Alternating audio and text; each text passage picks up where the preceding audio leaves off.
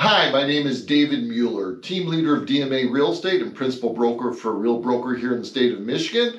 And I wanted to thank you for coming to our third episode of Ask the Broker.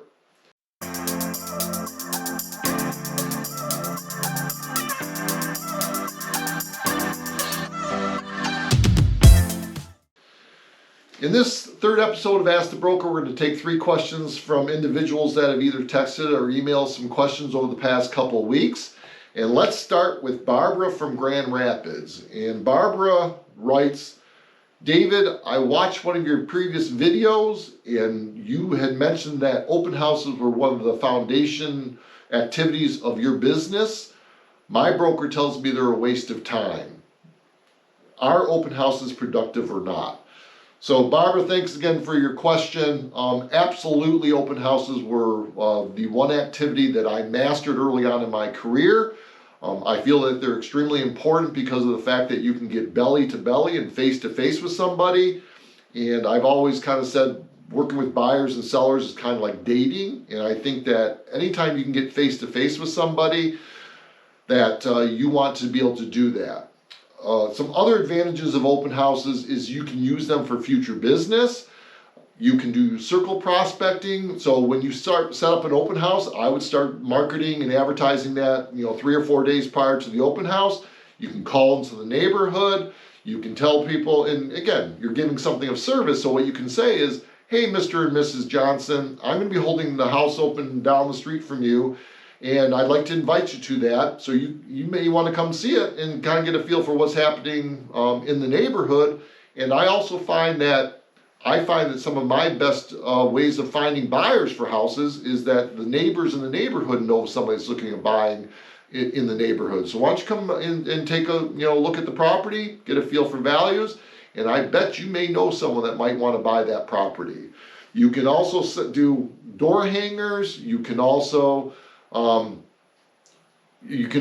put up signs prior to the open house. And another big thing with open houses is if you're going to spend 2 hours at an open house, take the time, take an extra 10-15 minutes, put 7-10 signs, put balloons on them, and make it an event. And I guarantee you that you will get business from them. But again, if you have a negative view of them, then, like I said, I would just go ahead and do a couple of open houses, see how they work for you.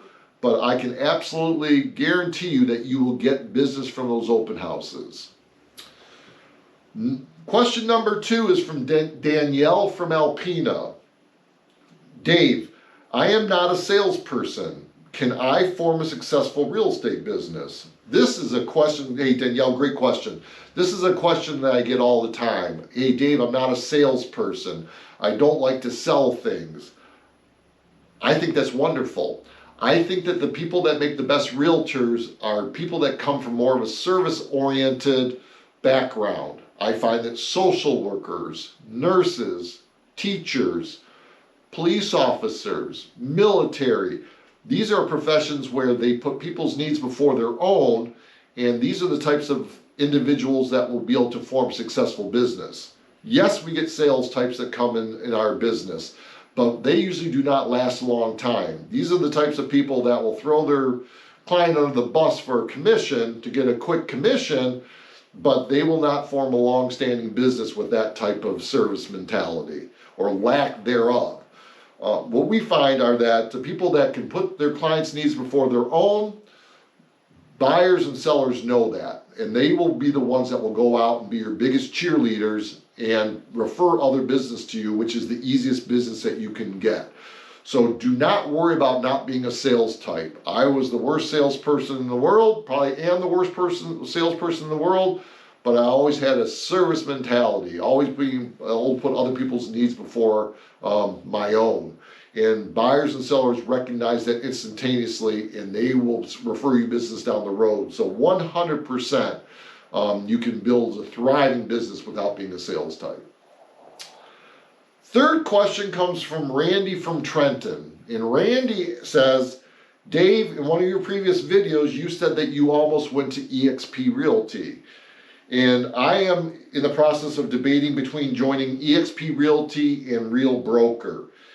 what is the biggest difference you see between EXP and Real Broker? So I want to put a little disclaimer out there that my view on this, I am going to give you my view because of the fact that I get this question quite a bit. Real Broker does not like to describe the differences between companies, and we feel that Real Broker has its own value proposition that we don't need to compare ourselves. But in this situation, because of the fact that, again, I was 2 days away from joining Exp Realty and then did not, and then had to wait 2 years until I found Real Broker, and then instantaneously joined Real Broker, actually pursued Real Broker rather than vice versa. And so I will answer the question. The number one reason why I did not join Exp Realty was the attraction philosophy. And what I believe in is that, again, what I ended up coming to the conclusion was I had to come to the conclusion, the reality that I'm not a recruiter. I am a realtor. I sell real estate. I sell real estate at a high level. I am a producer. I love selling real estate. I am not a recruiter. So I came to that realization, luckily, before I actually joined Exp Realty, and waited for another cloud-based brokerage to come around because I felt that cloud-based brokerages were definitely the future of the business. And then when I saw the value proposition of Real Broker, I knew it was an instantaneous, that I knew it was a fit for me after I looked at the culture. And one of the main reasons about the attraction that I did not like is that EXP is all about getting agents and agent count. Everything I read about EXP to this day, it's about getting to 50,000 agents, it's getting to 100,000 agents, it's getting to 500,000 agents, it's getting to a million agents. That is the main thing that they're trying to do and build at Exp Realty.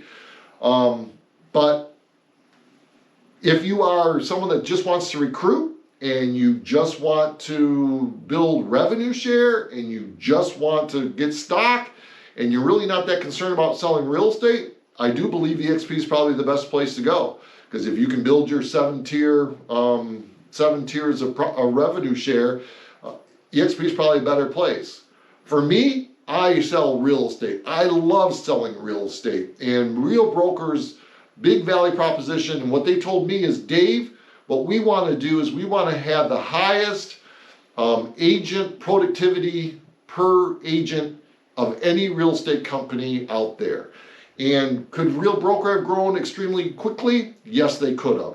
Did they? No, because of the fact that they want people that want to be part of the culture and hold the core values that we have dearly, and that they want to be realtors first. And in the attraction model is that you will go out and find other people that have that same philosophy, that want to sell real estate, that are like-minded individuals. So the people that I reach out to let people know about Real Broker are realtors first that produce, and they want to be around an environment or in an environment where they have other producing realtors, and then create a synergy of creating a bunch of masterminds where we all help each other build great big businesses. And in doing so, we will also attract other people, we will get revenue share, we will get equity opportunities. So the other thing that I just want to really go over quickly, this comes directly from our ICA, is attraction activities not allowed.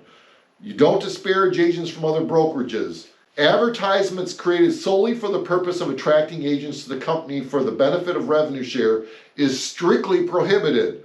You can't do customized sponsored social media ads, email campaigns or email solicitation, slide dial dropping messages, lunch and learns. So my first introduction to EXP was a lunch and learn, where it was basically a cattle call of 100 agents going through a lunch and learn, and I just felt like I was just a number there. At Real Broker, I actually pursued Real Broker. And again, Real Broker, productivity first, attraction second. And I felt it was exactly the opposite of EXP. So I know I went on a little bit extra on that because I'm very passionate about this. If you have any other, if you want to see other differences in what Real Broker's value proposition is, you can also go to realdma.com to get some of that. So Thank you very much to our readers and our YouTube subscribers that are sending us questions. If you have any questions for future episodes of Ask the Broker, please leave them here.